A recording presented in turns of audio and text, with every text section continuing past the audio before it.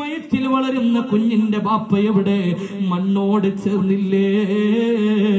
ഇനി ആർക്ക് വേണ്ടിയാ റബ്ബേ ഞാൻ ഈ കുഞ്ഞിനെ പോറ്റേണ്ടത്? ഇനി ആർക്ക് വേണ്ടിയാ ഞാൻ ഈ കുഞ്ഞിനെ വളർത്തേണ്ടത്?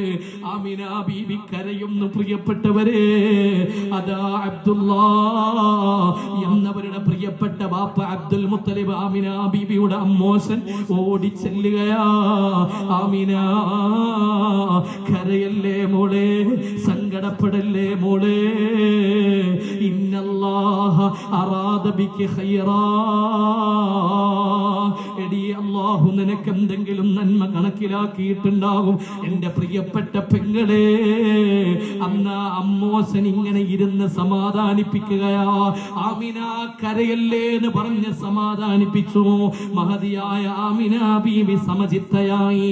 അവരെല്ലാം ക്ഷമിക്കുകയാ, പൊരുത്തപ്പെടുക.